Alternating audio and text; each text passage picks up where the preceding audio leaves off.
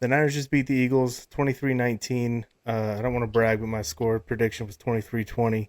Missed it by a point. Um, Earmuffs.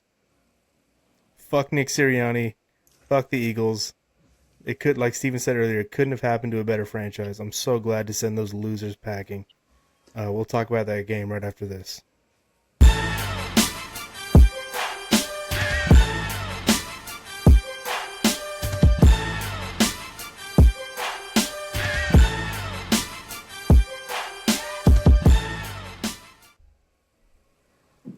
Bye, Felicia.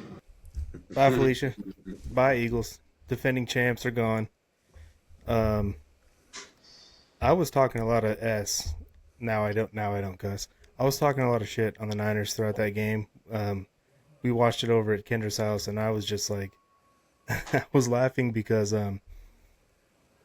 every time the Eagles ball carriers would carry the ball or Jalen would drop back, you would hear like Candace, Grandma, even Steven, like, get him, tackle him. And I would just kind of laugh because I was like, it's not going to happen. They don't tackle anyone, they don't make plays. And I was starting to get on Candace's nerves because every time they drop back, I'd be like, touchdown. Because I'm just expecting Jalen, or not Jalen, but Saquon to just explode. And then here they are shoving it right in my face because the defense goes out and gets a huge stop at the end of that game to win it. What did you guys think? I mean, I kind of I was there with Steven watching it. So Jason, I'm curious, like, what was the emotional roller coaster like for that game? So I'll be honest. I predicted the Niners to win, but in my heart of hearts, I did not think we were going to win. Like deep down inside, I didn't think we were going to win. I thought the matchup was poor, where they have an elite defense and they could, do what the Seahawks did to us the week prior, where they kind of shut down our offense for the most part. And then, even though their offense isn't great, it's going to be good enough, and your playmakers are going to make some plays, and we're gonna win like an ugly like 23-10 or something like that. Um, I'd say I watched that game pretty at peace with the fact that the Niners were going to lose, um, because I expected them to. And so it was kind of a peaceful experience. I never got too high or too low. There was times where I was really hopeful when we had that opening drive. I wanted to have hope, but I really did expect to lose. So like it was kind of a chill experience for me. I went for a walk the second half of the game around the neighborhood, and I was just watching it like on my phone. So I was just kind of chilled out, and it was a pleasant surprise. I'm going to try to take that mentality into every game. Just don't expect them to win, and then if they do, it's awesome. But if they don't, then hey, it's what I expected. It's going to be a lot harder for you to do that next week, right? Oh yeah, Because of who they're playing and where you're at and it's everything. going to be crazy. And it's funny you mentioned that because my dad is already looking into tickets. It's far from like being a for sure thing. In fact, I'd say it's likely we're not going to do it because the tickets start at $550 per ticket and the nosebleeds. Just do some more subathons. You'll be good. Yeah, okay. Yeah, I'll start another one tonight. But we're trying to see if Bruce can do anything because Bruce sometimes gets tickets with his work, like Bruce in Austin. So we're seeing if they can work a little magic there. I doubt it though. We probably won't go. But my friend Eric, who you guys know is a big Niners fan, he's driving up from Portland to watch the game up here. We're probably gonna watch it with some of our Seahawk fan friends. So it's gonna get heated. Eric is good people. That's awesome that he's driving up to watch with you. that would be fun to stream right there. Kind of as you guys watch the game live, Niner fans and Seahawk fans, some the ups and downs of the game, some trash talk. That would probably get some interest. I don't know. Yeah, yeah. So, Chasen, it's interesting that you described your experience the way you did because I felt similar. I think I feel did too. I'm sure we all had our doubts. like I mean, of course, I picked the Niners to win. I always think they have a chance. I always want them to. All those things, right? But the way that I've been describing it to people, like I saw Uncle Kenny yesterday, and he was saying, "So, what do you think about tomorrow?" I was like, "Look, I think they have a good chance, but I wouldn't say that they should be favored." So, but the way that I was describing it was the Niners are playing with house money. I feel like they've been playing with house money for a long time, I don't think any other team, or maybe it's a very short list of teams, would have gotten to this point with all of the injuries that they've suffered and just all the adversity they had. And they have, and it's been so awesome. Like, this season was already a success before today's game, and this just makes it even sweeter because of what they have gone through.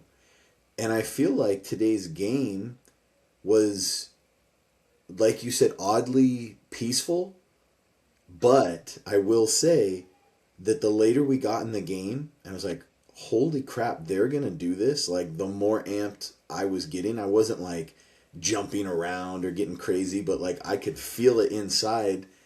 And Grandma Sandra was there, Chase, to watch the game Mm-hmm. with us.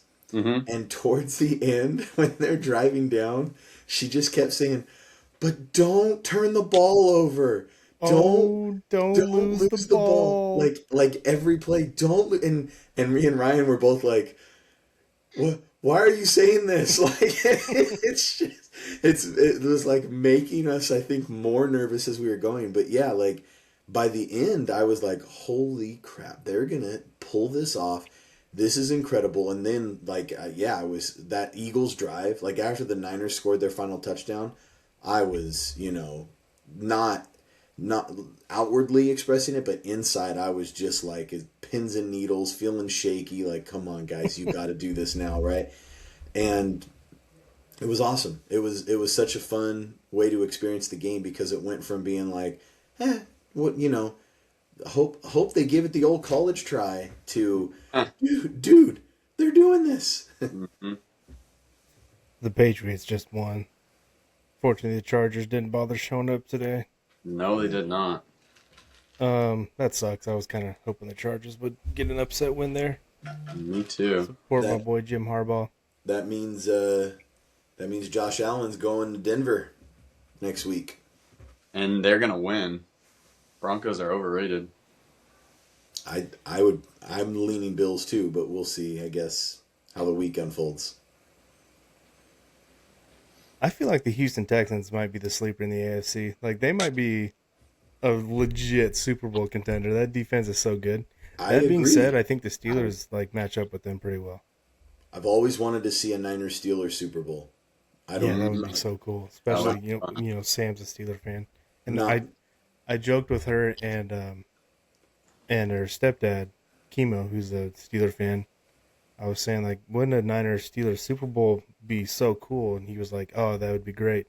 And I was like, especially for a Niner fan, it'd be such an easy matchup. He just kind I of laughed. I mean, it'd be awesome if it worked out this year because I do feel like that would be a game I feel very confident for the Niners to Yeah, win. there's not many Super Bowl matchups that I'd feel good about, honestly. Although we're getting way ahead of ourselves, but like Jason said, Denver doesn't scare me. But just the two franchises, I just think that would be a cool Super Bowl Oh to yeah. see. Just like if it ever happened, if they could ever get good again, a Niners Raiders Super Bowl would be amazing too. Oh Mm. my gosh, yeah. Niners, Cowboys, NFC Championship, those big brands. Um, so yeah, in the Seahawks game last week, I had just no confidence in anything the Niners were doing. I thought every kick they kicked would get blocked. I thought every pass Brock threw would get intercepted.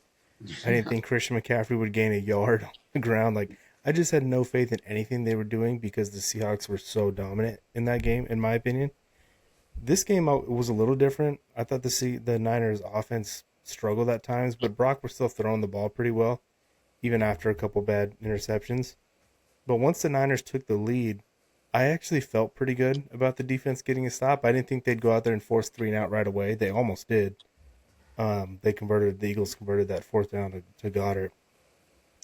But I did feel like eventually they are going to get a stop, and it's not because the defense is going to make a bunch of great plays and just, stifle the Eagles, but I had as little faith as I had in the Niners last week. I had that the same amount of no faith in the Eagles and Sirianni and Jalen and AJ Brown's dropping balls, and they just they I had no belief that they were actually going to go down the field and get it done. And so I wasn't on pins and needles like you said you were, Steven. I felt actually pretty good. Even as they were driving, I was like, I don't see it from them. Um, but like Jason said, I totally agree that that was like a big pleasant surprise. I feel like I can kind of go into the Seahawks matchup the same way now. It's like they should lose, they probably will lose, but hey, if they don't, that would be a heck of a pleasant surprise. So, who would be like your game MVP for the Niners? Man, I was thinking about that. Can I pick one on offense and one on defense? You can do whatever you want. Well, my number one that comes to mind, and this is going to be recency bias because he made the final play of the game, was Eric Kendricks. I thought Eric Kendricks played a great game. He had a lot of tackles. I don't remember him missing a lot of tackles. If he did, then I don't remember it. I just feel like he played really smart, sound, which makes sense because he's a veteran. Hmm. And it honestly makes me hopeful playing that Mike linebacker position, um, going against the Seahawks, that he can give us a little bit of a boost on defense. I also think, weirdly, I'm kind of going off tangent off the question you asked now, but Marquise Siegel I thought played pretty well. He made a few good tackles, and I'm thinking maybe Jair Brown potentially being injured is a potential blessing in disguise. If Hmm. Marquise Siegel can get us some young, fresh Hmm. legs, some juice next week, maybe our defense can play a little better. And shoot, I mean, if you just look at the numbers, we held the Seahawks to 13 points last week. What did we just hold the Eagles to? 13? 19. 19. 19? I mean, shoot. I know that both of those teams aren't like world beaters on offense, but they both have a lot of talent. Shoot, is the defense on a little upward trajectory? Could we get just the amount of juice that we need to really kind of go on a little run? So, anyways, before I go on too long of a tangent, I'll say Eric Kendricks on defense. I thought he played really well, and I'm excited to see what he does against Seattle. He And was then second on on the offense, team with 10 tackles, by the way. yeah, 2 TFLs. yep. And then on offense, I got to give it to Demarcus Robinson. We needed a wide receiver to step up, and he stepped up in a big way. Yeah. Yeah, that huge play on that first drive. It was like, dude, really? What's happening right now? The Niners don't get these huge explosive plays like that. That was really cool to see. So, it's funny, Ryan. I want to go back to. If I assume that you want to know my Your game balls or your game whatever. ball, yeah, but if you got something else, go for it. Well, before I get to that, I just wanted to react to something you said before, which was about you not having confidence in the Eagles to go down and score on the last drive, and Chasen, I think you kind of spoke to maybe the defense's upward trajectory or whatever. Whether you want to give the Niners defense the credit or the Philly offense the blame, I do think it is encouraging that after the Eagles were doing seemingly, what they wanted in the first half, the second half was very different. And I got to think that there's some Niner credit in there. I don't think that the Eagles offense just all of a sudden decided, we're gonna shut it down now, because they put up a stat towards the end of the game, and it was like in the third quarter, the Eagles only had like 30 something yards in the whole quarter. Mm-hmm. And obviously the Niners held them to 6 points in the entire second half. And that was without any turnovers, right? I mean, that was just them playing. Now, maybe the weather aided a little bit because it probably wasn't the most comfortable conditions. And Ryan, you made the point a couple times that the Eagles need to beat themselves, which thankfully they did on a few plays with drop balls and stuff. So Yeah. they were accommodating. I appreciate that, Eagles. But I do feel like it's what we've been talking about for weeks and weeks now, that the Niners defense is not good as an overall unit, but they can be opportunistic and they can be good situationally. And I feel like more often than not this season, they have stepped up in the big moment. Part of the reason that I said I was on pins and needles at the last drive was because I thought something stupid was going to happen. I thought there was going to be a ticky-tack PI, Yeah. Yeah. a long pass, and the Eagles were going to be set up at like the 5-yard line, first and goal, and it was going to be like sweating it. So I was just like already worried and preparing. Yeah, tush push for the win type of thing that they were going to do. Oh my So God. I wouldn't so have been able sleep tonight if that's how it goes. So that's more what I was worried about, not because I thought, oh man, the Eagles are going to wake up and they're going to do it again. Chase, and you don't know because you weren't with us, but I said multiple times today, "Come on, Jalen, be the quarterback that I believe you are. Throw that pick or turn the ball over." And Yeah. he never did, but he also didn't look impressive to me. No. Um, but anyways, so I do want to give the Niners defense some credit. I'm not ready to say like, "Ooh, Super Bowl defense" or whatever, nothing like that. But I actually kind of love that they are the way that they are. I mean, yeah, it's frustrating at times where it's like, "Oh, you just gave up a 3rd and 17. Thanks a lot." But I love that they can come up clutch in clutch moments, and I love that it's like any and everybody, like you don't know who it's going to be that week, right? Like it's always a Mhm. sum of all the parts that's, greater than the individual parts. It's easy when you have a Nick Bosa or a Fred Warner to like look at them and expect them to carry you, but the Niners defense doesn't really have that. Ryan and I were talking earlier today about who's their best defensive player, and I won't steal who he said because that might be who he wants to give his game ball to, but I'll tell you that my answer to that question was Diamador Lenore. And that is actually who I want to highlight on defense. I know he didn't have a big stat game, but guess what? Neither did the guys that he was covering. And for the second Yeah. week in a row, I made this point to Ryan when we were watching the game. He made a really good open field tackle. This week was on Saquon Barkley. I think last week was on Charbonnet, and it was like him one on one with a bigger, stronger guy, and he gets him down for a loss in the backfield, open field, one on one. And I'm like, man, it's got to be so hard to do something like that when most of the game you're not involved in the action, you're just running around covering a guy, and then all of a sudden you're called upon to make a play like that, and then you do, and you come through. So I believe he is their best defensive player currently, like who's still Yeah. healthy and playing. And I think that he did a really good job again today because of the fact that we didn't notice him. So I'm giving my defensive game ball to him. Offense, I'm sorry, but I'm going with an obvious one. I think it's McCaffrey.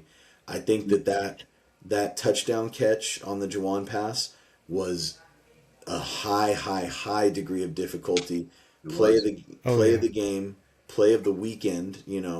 I don't know, but not only that, just the fact that he kept hammering.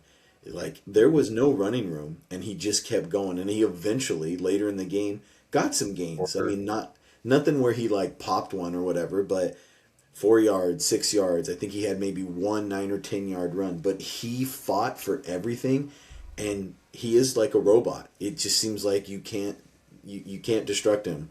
I mean, you can obviously. He's had injuries in his career, but I'm saying when he's healthy, you can throw everything you got at him, and he's still like I felt like it seemed like he mostly was bottled up today, and he still finished with over 100 scrimmage yards and 2 touchdowns.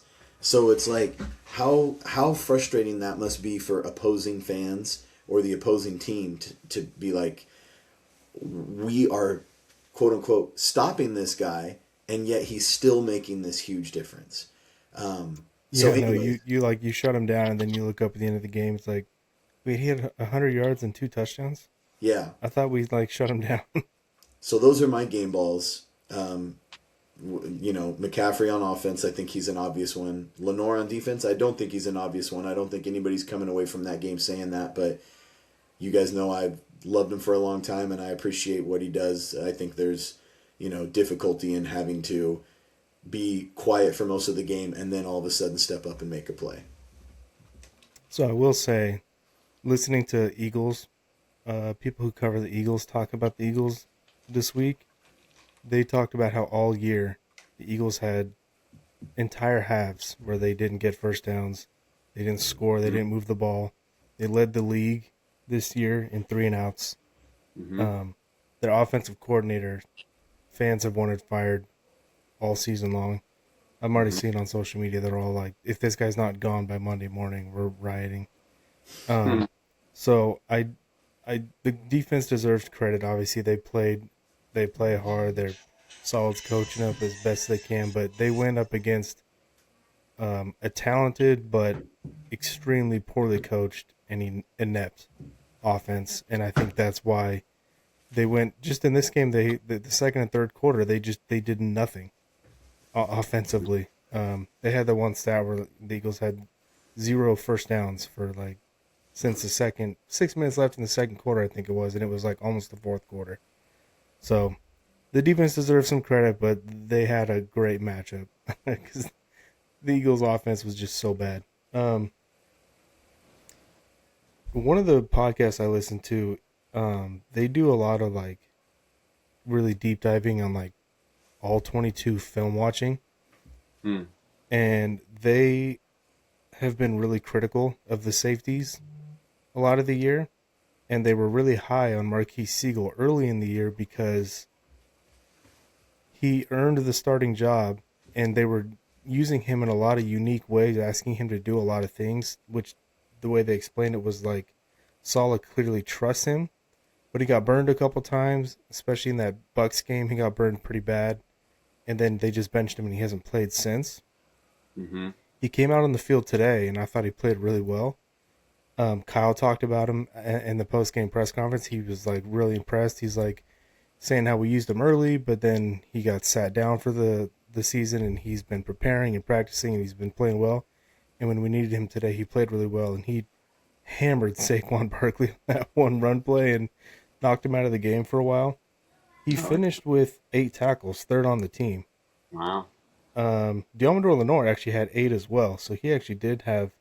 I saw some people a little critical of Diamador Lenore because they were saying that he was traveling a little bit today with wide receivers and he got beat a couple times, but not by anything big. I mean, it's not like Jalen Hurts had so whatever. So yeah, Lenore messed up was when he bit too hard inside, and Saquon had like a 40+ yard run. Yeah, that one. Demo failed to set the edge on that one. That was bad. Yeah. So I guess I'll highlight Marquise Siegel for my defensive, even though I want to say the team leader in tackles, Garrett Wallow. He played good. I thought Steven and I were talking about him today, like, dude, this guy's been really good today. He wasn't making like huge impact plays, but he wasn't making catastrophic mistakes either, like Luke Gifford or Curtis Robinson. Like, he was out there just like executing. And Eric Kendricks was talking about it after the game, and he was like, I judge linebackers based on their communication. And he and I have been in great communication all week long, all game long. Like, he was on his assignment, I was on mine.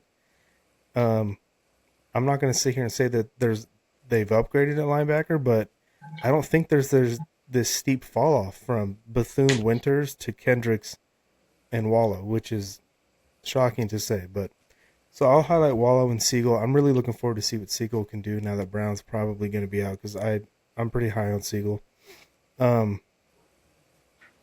Offense, though, my MVP is Kyle Juszczyk. Yes, I agree. He was on my third list. on the team in catches with 49 yards. Had some big plays. Clutch catches too. Like, he catches everything thrown his way. I thought Kyle Juszczyk was excellent today. He had a better game than A.J. Brown did. Better receiver. So, yeah. I agree. Juwan Jennings only had the one catch. He had the touchdown throw, obviously. Tonjes was quiet, but Juszczyk and Demarcus Robinson were just so clutch today. Yeah. God, I hope they get Ricky back for this upcoming Seahawks game. They're going to need him so bad. That would be a huge difference. They are. I agree. I hope he's back too. I mean, he's been out 2 weeks now. Gosh. What's the status of D. Winters? How long is he out? I don't know. I've just seen he's dealing with his ankle, and I haven't seen anything like low ankle sprain, high ankle sprain. I haven't seen anything like that. I don't think he practiced this week. If he was like limited all week and then just couldn't go, that would give me optimism for next week. But I don't think he practiced this week, and so my guess is it's going to be a struggle for him to get on the field next week. But Kendricks and Wallow got me kind of optimistic. Like, this linebacker, they're not good. They're not. but they aren't like disastrous either. Yeah, I mean, I felt like there was a noticeable impact where linebackers weren't missing tackles. They were sound in coverage for the most part. Like, I think Kendricks had two pass breakups. He almost picked off that last one. He was saying in his press conference, like, he wished he did picked it off. He's kind of mad at himself. He's like, I usually do pick those off. So I do think it's an upgrade. Like, sorry Bethune, sorry D Winters, but I don't think they're the long term answers. Personally, I'm not saying Kendricks and Hollow are. We know Fred Warner is. I don't know who's going to play alongside Fred Warner in the long term, but I am more comfortable sending out Eric Kendricks and Hollow next week than I would be. Like if you said healthy Bethune and why do I want to say Drake Greenlaw, D Winters, or Hollow and Kendricks, I would pick Hollow and Kendricks. I know it's a small sample size, but I thought they played well. Wallow, Garrett Wallow with the W. Wallow. I thought it was Hollow. I I guess that I show how new he is. I feel like Winters is the long term answer, especially next to Fred. I feel like I haven't seen any of the other linebackers play as well as he was playing early in the year when him and Fred were in there together. So I just feel like he has the highest ceiling. Right now, yeah, I think you're right. I do wonder though. He's only got one more year left on his deal, which will be next year. If Nick Martin has anything, then Yeah. he will emerge and he'll be that next guy, and they'll let D go get paid somewhere else, and they'll stay cheap at that position. But with all the injuries at linebacker, the fact that Nick Martin is still not doing anything is, it's telling, and it's not giving me good, warm and fuzzy feelings. By the way, so I saw a couple stats. Oh, you know what? Actually, before I even read these, there was one devastating piece of news to come out of this game. George Kittle tore his Achilles. I was telling Steven a little bit about it. I was like, he's in his early 30s. He tore it in January. It's not like Bosa, who ripped his ACL in week 2. The Achilles is generally more difficult to come back than an ACL tear. It's one of the most difficult injuries to come back from, especially if you're an explosive athlete. So he's going to miss the majority of next season. When he comes back, he's going to have like no practice time, no training camp. So he's going to be rusty. So George Kittle next year is like not going to be very good, which means the following year, like even Kirk Cousins off his Achilles, he was awful last year, but he looked kind of good this year. And Michael Penix's, after Penix went out. So there's like that it takes 2 years to really come back from that injury. Mm-hmm. But then by that time, Kittle's going to be like 34. Yeah. And it's like, I'm scared. Like, we might never see the George Kittle that we know and love ever again. And it really sucks that it's possible that his prime is most likely it ended today. I think it did. I mean, yeah, it's really sad. It's one of those things where just kind of try and block it out because I just want to think about the positives and I want to think about beating the Eagles. It's awful, and we know we're in a rebuild and we're trying to get younger, and at some point, we were going to have to move on from these guys. Not that they should move on from Kittle. I think they should keep him around and see what juice he has left for 2028 when he's fully back. Kittle's a freak. He loves football. He's a great blocker. I think he can still give some juice when he comes back, but it's just a sign of the times. It's time to get younger, and it's going to be a good opportunity for Tungus or whoever it is next season, and we're going to have to build around someone else. It's really sad. There's no doubt about it, but I think, Kittle prime is probably out the window. So I think Kittle's prime was already out the window, if you guys want to talk about his prime. And His prime, but like now it's like he's going to be a shell of himself now. He was like a second team All-Pro this year, wasn't he? Yeah. He's still like a Pro Bowl, all pro level player. I think that's over. It'd be interesting to see because I think he can still make a huge impact in the run game and as a blocker. Yeah. when he gets back, and I think that's really where his value is. I was not expecting Kittle to have very many, if any, games any longer, like before today, where it's just like a crazy stat line. Like, I think those days were already done. Like, you would maybe get a game or two a year where he goes over 100 yards. Maybe. But I think he was already, like, before the injury today, he was already a guy that was probably going to have some games where he might get 30, 40 yards, and some games where he might get 60 or 70, and you're excited about it. But I do think he would make a clutch touchdown grab that, like, oh my God, how did he do it? Or, still be a very effective blocker. I feel like that's still all on the table for him.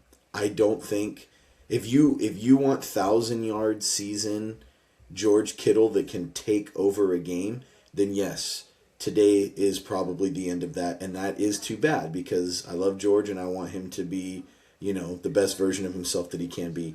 I think if he doesn't have any other injuries and his recovery goes well, he can still play and be effective for the Niners for 3, 4, maybe 5 more years. I think he can be like a Jason Witten type. We were talking about Jason Witten earlier today, Ryan, how many yards he piled up because he stuck around for so long, right? Mm-hmm. He was not Mr. Explosive athlete, especially in the latter part of his career. I remember. But he had a big body. He would be super smart. Like he would get to the right spots and seal guys off, and he was clutch. He'd make catches. So I'm not hitting the panic button on George's career is over. Now, he's still got to recover. Maybe there's setbacks. Maybe he doesn't do well. I don't know. I mean, tend to be more optimistic, but I feel like George can still be an effective player, maybe not an all-pro, but an effective player for multiple more years for the Niners. And I also don't think, I was reading on the way home tonight because Candace drove, so I was able to look some stuff up, and I was reading about recovery timelines for Achilles tears, and it sounds like, I know it's a devastating injury. I know it's worse than the ACL and all that stuff, but it sounds like technology has gotten even better where it is not as long of a term of a thing that even it was just a couple years ago. We'll see. For George, he is a little older, like you said, and he plays an unforgiving position in an unforgiving sport, so it might be harder for him, but I don't think that it is outside, the realm of possibility that he's still looking decent by the end of next season. Like, he's still looking like an 80%, 85% George Kittle. But we'll see. We'll see how it goes. All right, so I'm going to try to show you something here. I have a charging cord right here. Mm-hmm. To me, this right here, this is a player's career. Right here, this finger, this is your rookie year. This is you retiring. To me, a player's prime is kind of like this. It's not 1 year. Like, you have the beginning of your prime, the end of your prime, and probably somewhere in between some peak year where you go off. Mm-hmm. Kittle was at the end of his prime over here. These years all down here still exist, but this little arch is over. I'll agree with that. Does that make sense? Yeah, I'll agree with that. As far as the career trajectory, you still have the downturn over here where he gets 40, 50 catches a year, 500 yards or something, 3 touchdowns. He's an effective player. Catches a clutch touchdown or 2, like you said. But the days of the Niners are rolling into town in the playoffs and they've got Christian McCaffrey and George Kittle and these superstars, that's over. He's now just going to be a role player. See, I do think he could still take over one single game, especially in the playoffs. I don't necessarily think it would be 10 catches for 130 yards and 3 touchdowns, but I think it could be 8 catches for 90-something yards and a touchdown, and it's 3 or 4 of those 8 catches are huge move the chains catches. Yeah. No, I think you're so right. Unfortunately, though, even this year, like he wasn't having the yards after the catch, the broken Right. tackles. He wasn't doing that stuff anymore. That's why, but he was still like a really, really damn good player. That's why it's like on my little Arch example, he's at the end of his prime, but he was still in it. And now it But feels like he's officially below that pen mark where it's like, we're out of that now. I Doesn't mean he hear can't you. still be a good player, but he's out of the prime. Well, I hear you, and I think that that's a really good analogy and a visual that you used. But the fact that he was already the player he was this year, and we still think he was a Pro Bowler, I don't think this year George Kittle is outside the realm of possibility in terms of how he looks and how he plays because he wasn't outrunning anybody anymore, and Mm-mm. he's not Mr. Explosive cut. So, anyways, we'll see, right? I mean, yeah, it's just all hope for the best, and get back as soon as you can, George. All I know is Tonjes is going for 80 yards and a touchdown next week. Seahawk killer. That's what I told Ryan. You You know? know who's going to be a free agent? Kyle Pitts. Any interest? Yes, I'm interested. Not for what it's going to cost to get him. I I don't mean, know. I wouldn't think it'd be that much. He had a solid year this year, but he's been not good for the previous four. He's a I think freak. I think people are still going to be intrigued by his I think so size too, and but he's not going to speed. get like a 3-year, $45 million deal and be a $15 million a year player. I don't think. He can't block for Ish, No, I don't think. he can't block for shit. But he would be, especially Brock, who likes big. Brandon Ayuk, big catch radius. Juwan Jennings, big body. George Kittle, big body. He likes throwing to guys like that. I think Pitts would be a nice passing option. Although if I'm Kyle Pitts, I'm looking at Andy Reid like, please call me. Let me go play with Patrick Mahomes and take over for Kelsey. I think I would be. I think I'd rather have Jawan Jennings back filling that role. I think Jawan's a Uh, better blocker. he's definitely a better blocker. I'd be interested in Pitts for sure. Highly interested. Yeah, I'm interested, but yeah, we'll see. Um, so I saw a couple stats. The NFC West obviously makes up three of the four remaining NFC teams. The NFC West this year, the Niners, Rams, Seahawks, when you combine their records versus everybody else they've played, obviously excluding the games against each other, they're 40-7. Wow. That's So that's crazy. their record this year against other just the rest of their regular season games. Everybody else they've played, except for removing the games they've played from each other, Wow. 40 Did and they seven. did they all split with each other? Like the Mm, Seahawks and Yeah, Rams went one Yeah, and one. yeah. Yeah, They Cardinals. went 3-3. yeah. Yeah, Yep. because remember, yeah, they did. That's crazy. I didn't even realize that either. Also, a fun stat: the Niners are officially the NFL leaders in postseason wins with 40. Wow. Yeah. Uh, let's make it 41 next week. Yep. Who knows? Who's Maybe right we'll get to behind them? 43. Is it the Steelers who's with them? It's I don't know. I just saw that the Niners moved into number one.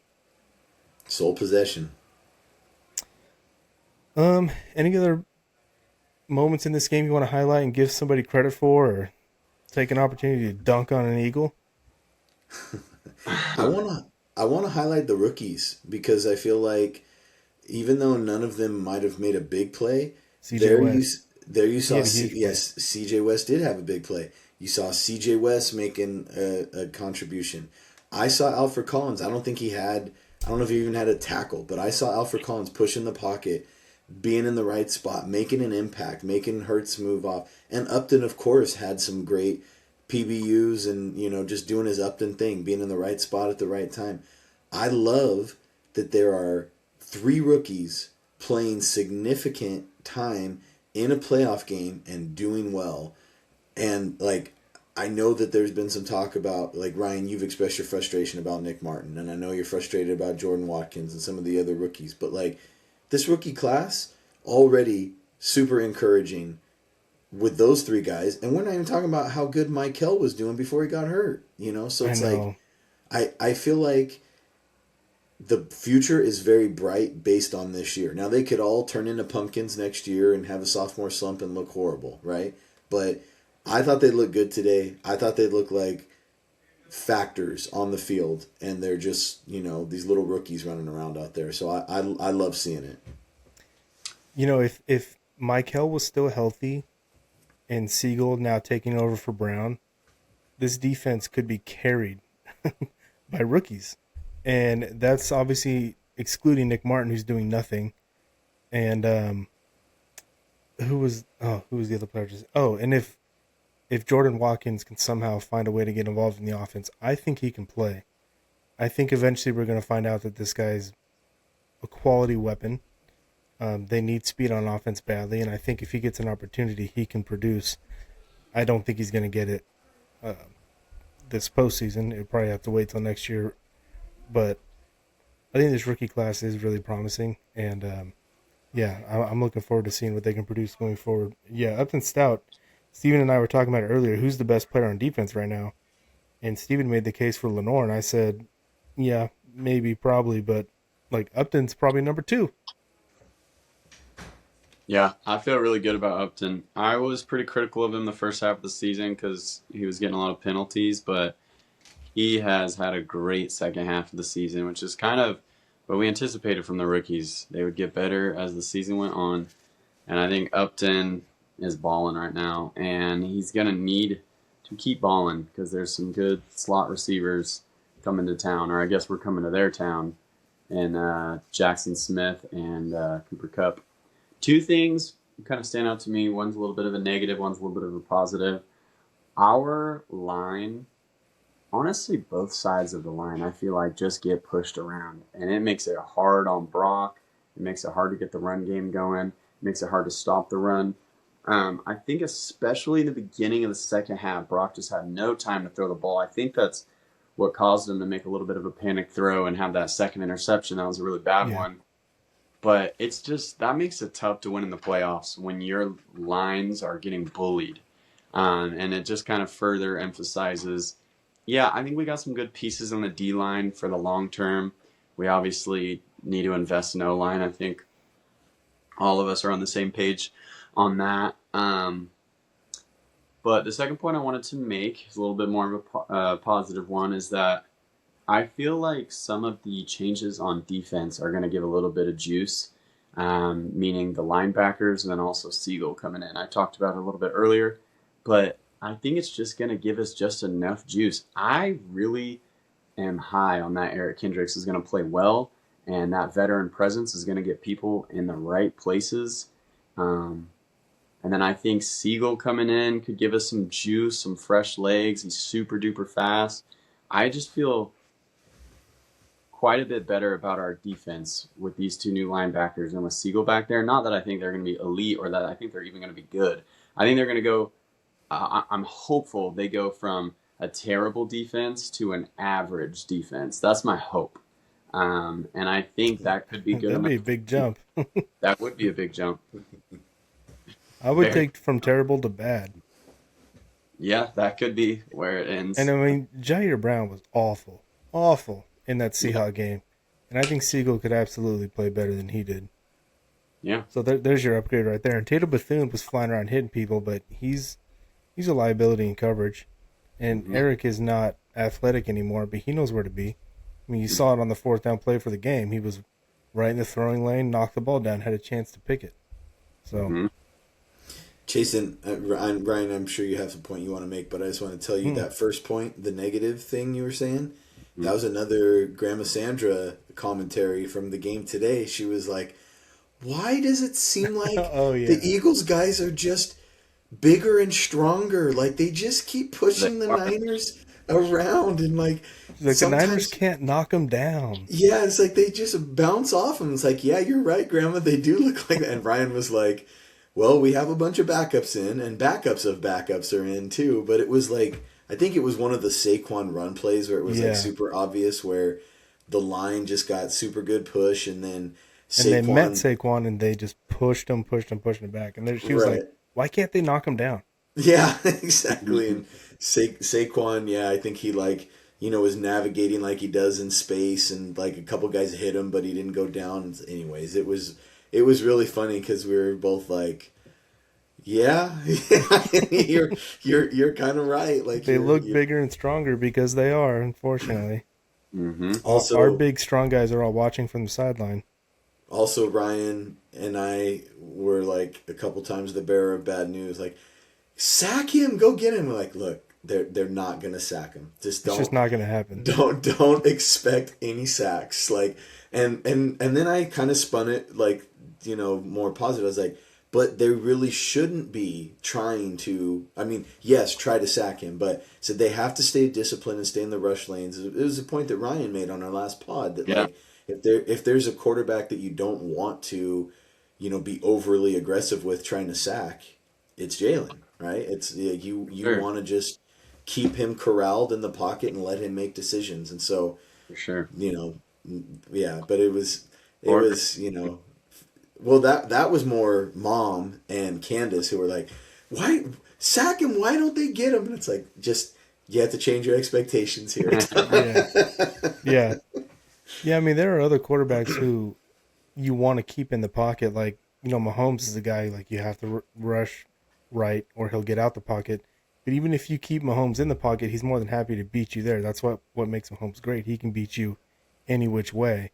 Jalen, on the other hand, is not that quarterback where it's like if you force him to sit in the pocket and pick you apart in a drop back pass game for 4 quarters, it's just not going to happen. And Bosa came out and flat said it after they kicked their ass in that 2023 season. He's like, yeah, we knew going into that game, we just got to keep him in the pocket and be mindful of our rush lanes and not let him get out, and we'll be fine. And, you rarely hear players talk like that because he was really not complimentary of Jalen Hurts' game at all.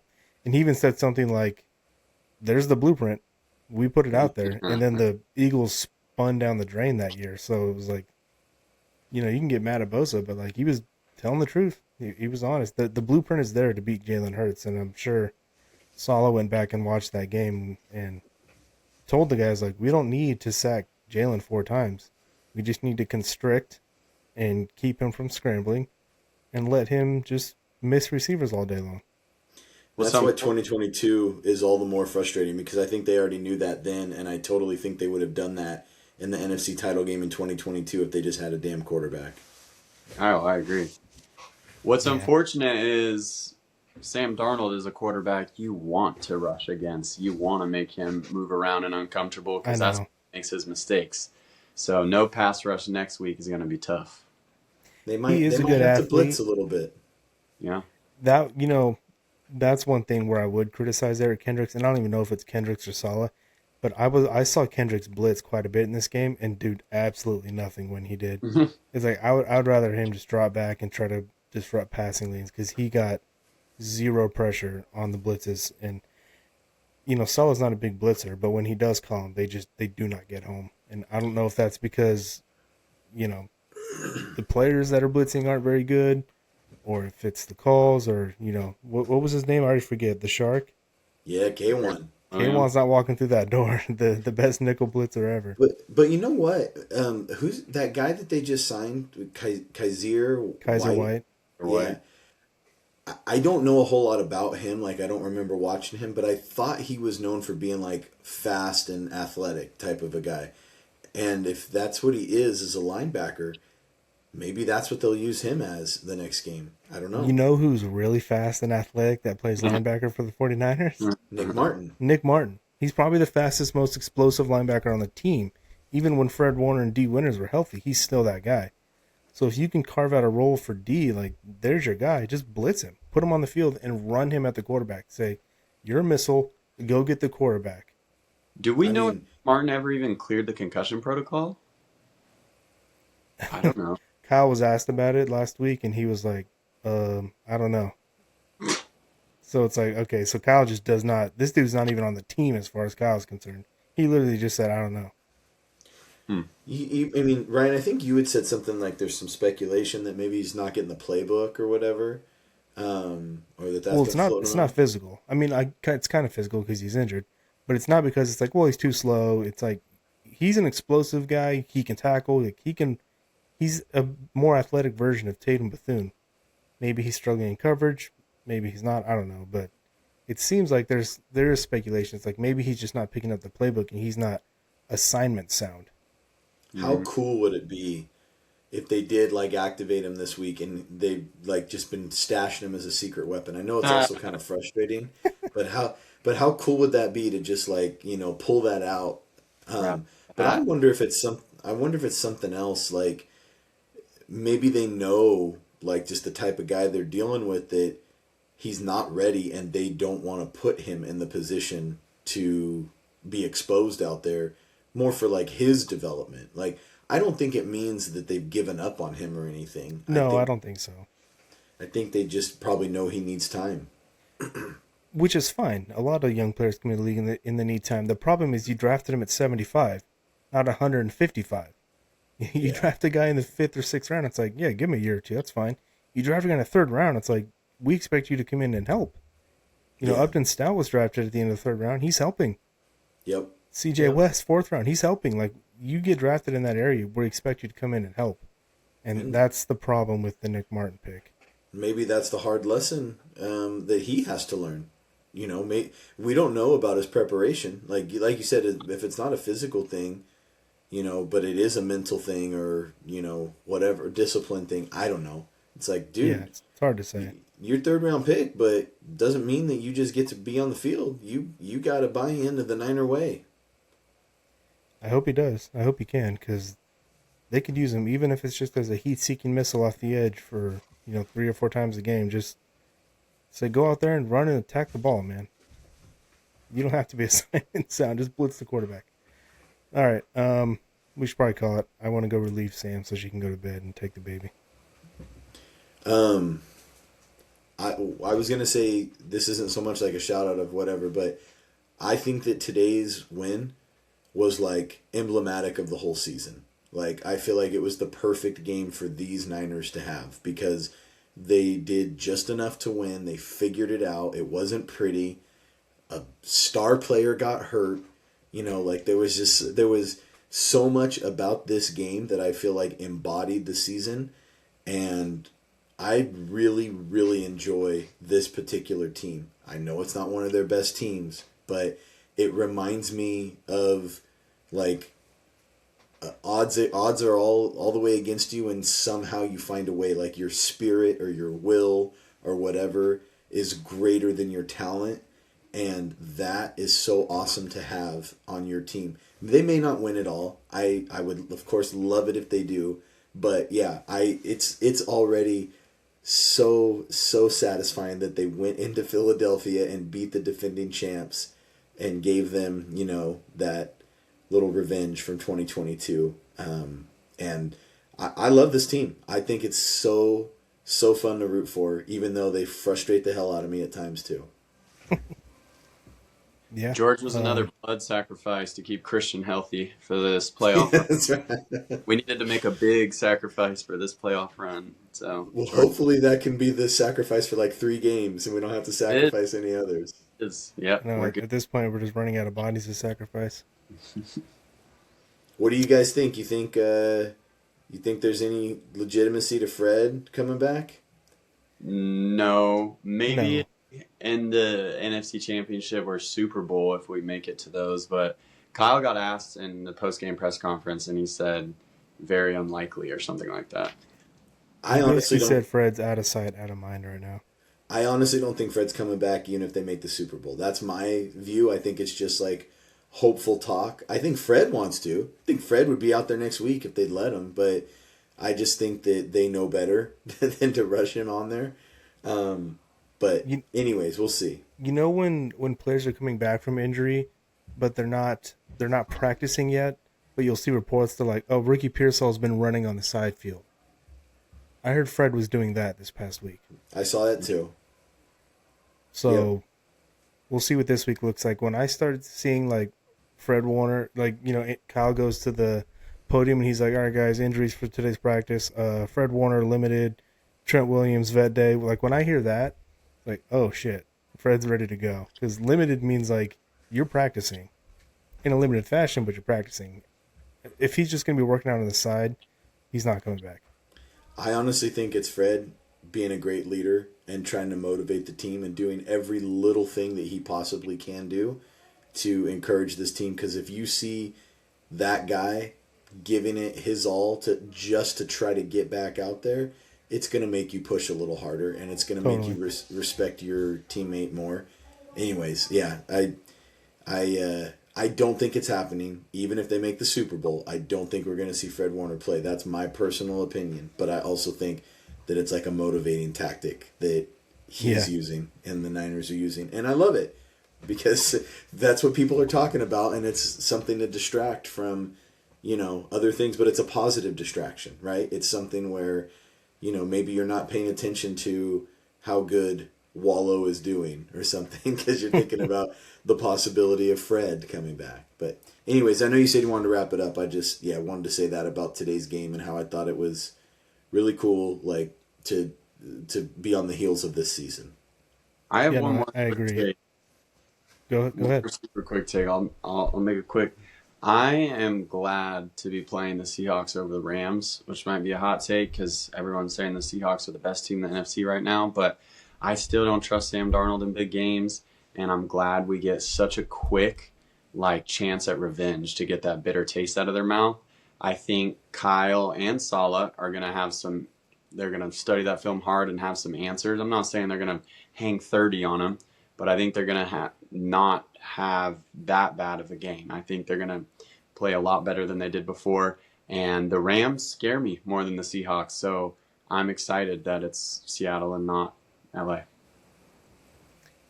I would hope they can get more than 3 points in this next one. Mm-hmm. Yeah, we'll talk about that in our next one. I do want to preview the Seahawks game a little later this week, and we'll talk about all that stuff and whether we'd prefer the Rams. It doesn't matter. Obviously, we got the Seahawks. Maybe we don't even have to talk about that. Maybe make some predictions for Rams, Bears, and yeah, we'll get into the Seahawks game. Yeah, I'll see you guys in a couple days. All right. All right. Thank you. All right. Go See ya. Niners. See you later. Go Niners.